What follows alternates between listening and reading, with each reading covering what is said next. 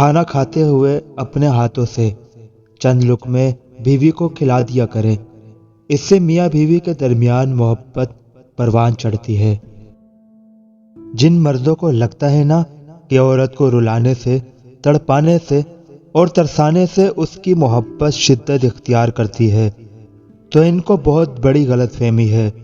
جب عورت آنسو بہاتی ہے تو رفتہ رفتہ اس کی آنکھوں سے آپ کی محبت بہہ جاتی ہے۔ جس دن صبر آ گیا، آنسو ختم تو محبت بھی ختم۔ عورت کے چہرے پر تمام رنگ مرد کی وجہ سے آتے ہیں، چاہے وہ خوشی کے ہو یا غم کے۔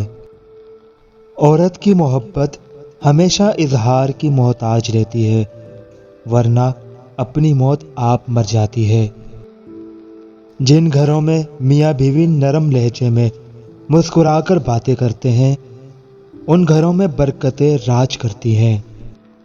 ایک ان پڑھ لیکن باپردہ اور باحیا عورت اس پی ایچ ڈی عورت سے کہیں زیادہ بہتر ہے جس کے پاس ڈگری تو ہے لیکن پردہ اور حیا نہیں۔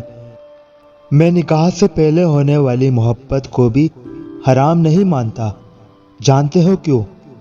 کیونکہ زلیخا کو بھی نکاح سے پہلے ہی محبت ہوئی تھی، اور حضرت ختیجہ کو بھی قبل از وقت نکاح رسول خدا پسند آئے تھے۔ اب یہ تم پر ہے کہ تمہاری راہ کیسی ہے۔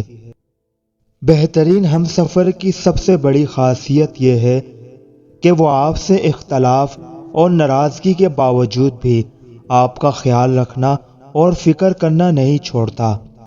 بیوی کی خواہش ہمیشہ شوہر کی گنجائش کے مطابق ہونی چاہیے۔ کیا فائدہ ایسے مہنگے سوٹ کا جس میں شوہر کی رضا، اس کی خوشی شامل نہ ہو۔ بہترین مرد وہ ہے جو دیر سے ناراض ہو اور جلدی راضی ہو جائے۔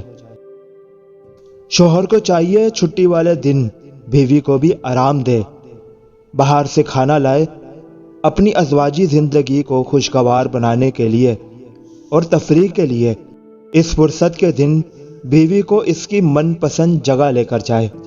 اور آخر میں ایک شعر: رشتہ وہ نہیں ہوتا جو دنیا کو دکھایا جائے، رشتہ وہ ہوتا ہے جو دل سے نبھایا جائے۔